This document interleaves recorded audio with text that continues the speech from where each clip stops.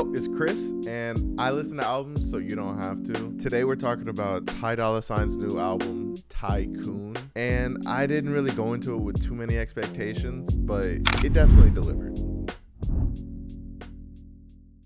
This album fits pretty nicely in his discography. Now let's keep in mind that this is Ty's first album since his collab tape experience with Kanye with Vultures 1 and Vultures 2. Those tapes, regardless of how controversial Kanye West can be at times, and he can be very controversial, those tapes had good music on them.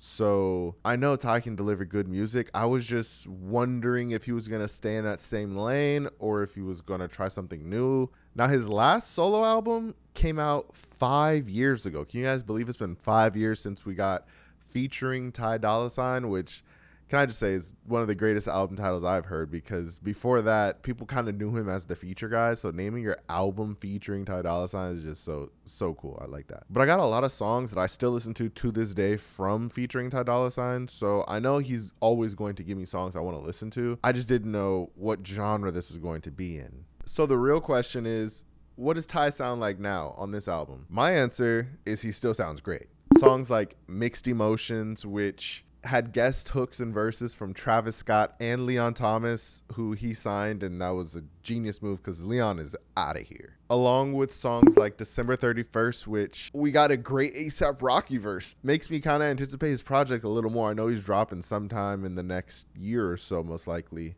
Not to mention that December 31st song also had a guy on it named Tommy Revenge, and I really enjoyed his part. I was trying to look through Genius like the moment it dropped to figure out who it was, and I think early on they got some of the names wrong. Like they said Destroy Lonely on the album was Ken Carson. But this Tommy Revenge feature on the end of the December 31st song reminds me a lot of the moment that we had with the Cozy Tapes ending song, Telephone Calls, when Gleesh was like on the end of it with that walk, Gleesh, walk, and it was just so tough. I'd say Tommy Revenge is definitely someone to look out for, and I'm glad I got to know him on this song.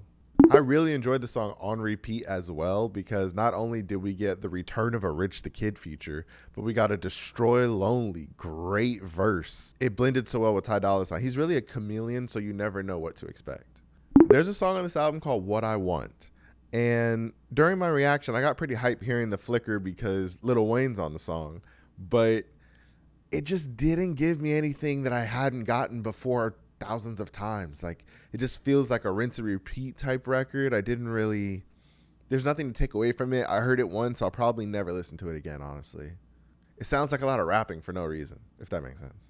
Also, there's a song called Smile Body Pretty Face. It's one of the only songs that had the features labeled on the album when it first dropped, and it's with Kodak Black and YG. I didn't need the super R&B Kodak and YG because they didn't do it correctly. Like, I feel like the way that they did it, it was just, I was uncomfortable listening to it, and I would have rather we had a higher tempo song for them, which I know Ty likes to do sometimes. So I would have put YG and Kodak on the higher tempo song, but who knows? Maybe it's gonna grow on me. I don't know. Now, as far as a lyrical breakdown goes or anything like that, there's not really much to break down here on this Ty Dolla $ign album lyrically. It's supposed to be a fun album with vibes and just, a party album for the most part, with a little bit of songs for nighttime driving, let's call it, but I don't really think there's much to say lyrically that I caught on to on first listen. And I don't really come to Ty Dolla $ign for lyrics. I come to him for melodies, and we definitely got that. Overall, Tycoon is a very safe album, and it's a good experience. It sounds expensive, but not that innovative. I'm gonna give it a 7 out of 10. If you like mood heavy production, then definitely tap in. But if you're here looking for lyrical miracle stuff, you probably should just skip it. Well, that's it for this one. I'm Chris, and I listen to albums so you don't have to. Go ahead and drop your favorite track in the comments below and tell me what you think I should do next. Also, if you ever want to catch my live reactions on Twitch, where I rank the songs with the chat, follow me on Twitch at chriscooklive. We go live pretty much every week, so turn on post notifications also so you don't miss out. And with that, I'm going to catch y'all in the next one.